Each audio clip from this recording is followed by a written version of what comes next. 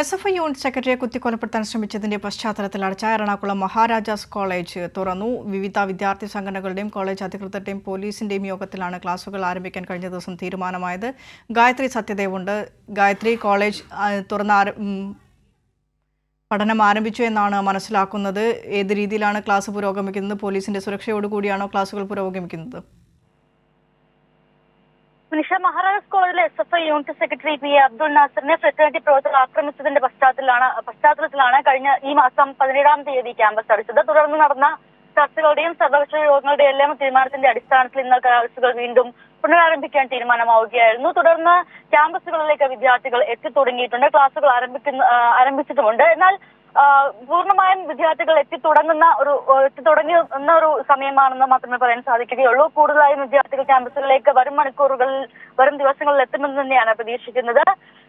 ഈ ഒരു ക്ലാസുകൾ തുറക്കുന്നതിന്റെ ഭാഗമായി വിവിധ ചർച്ചകളിൽ നിന്ന് ഉരുത്തിരിഞ്ഞു വന്ന വിഷയങ്ങൾ അല്ലെങ്കിൽ ആവശ്യങ്ങൾ, നിർദ്ദേശങ്ങൾ അംഗീകരിച്ചുകൊണ്ട് തന്നെയാണ് ഇന്ന് ക്ലാസുകൾ പുനരാരംഭിച്ചത്. അത്തരത്തിൽ കോളേജ് ഗേറ്റിൽ CCTV ക്യാമറകൾ സ്ഥാപിക്കുന്നതും ക്യാമ്പസ് ഹോസ്റ്റലുകളിൽ അനധികൃതമായി തുടരുന്ന ആളുകൾ മാറണമെന്ന നിർദ്ദേശമടക്കം മുമ്പ് ഇന്നലെ ഈ ഒരു യോഗത്തിൽ ഉണ്ടായിരുന്നു. ഒപ്പം തന്നെ ID കാർഡ് ഇല്ലാത്തവർക്ക് നിർബന്ധമായും ID കാർഡ് ഉണ്ടാകണമെന്നും അല്ലെങ്കിൽ ID കാർഡ് ഇതുവരെ ലഭ്യമാക്കാത്തവർക്ക് ലഭ്യമാക്കുമെന്നും പ്രിൻസിപ്പൽ ഇൻചാർജ് അറിയിച്ചിട്ടുണ്ട്.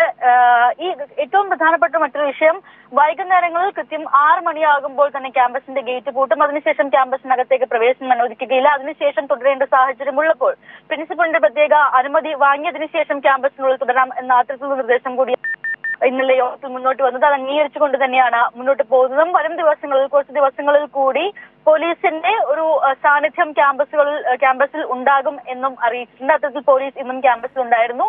ഒപ്പം തന്നെ ഈ ഫ്രറ്റേണിറ്റി പ്രവർത്തകർ SFI യൂണിറ്റ് സെക്രട്ടറിയെ ആക്രമിച്ച ഫ്രറ്റേണിറ്റി KSU പ്രവർത്തകർക്കെതിരെ കർശനമായ നടപടിയെടുക്കണം, കോളേജ് തലത്തിലും കർശനമായ നടപടിയെടുക്കണമെന്നാവശ്യപ്പെട്ട് SFI അനിശ്ചിതകാല സമരം ക്യാമ്പസിൽ ആരംഭിച്ചിട്ടുണ്ട്.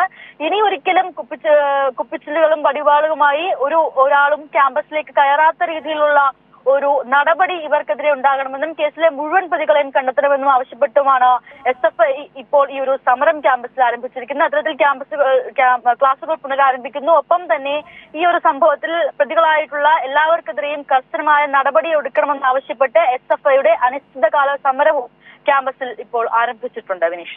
ശരി ഗായത്രി, SFI യൂണിറ്റ് സെക്രട്ടറിയെ കൊലപ്പെടുത്താൻ ശ്രമിച്ചതിന്റെ പശ്ചാത്തലത്തിൽ അടച്ചിട്ട എറണാകുളം മഹാരാജാസ് കോളേജ് വീണ്ടും തുറന്ന് പ്രവർത്തനം ആരംഭിച്ചിരിക്കുന്നു. ഗായത്രി സത്യദേവാണ് വിശദാംശങ്ങൾ നൽകി വന്നത്.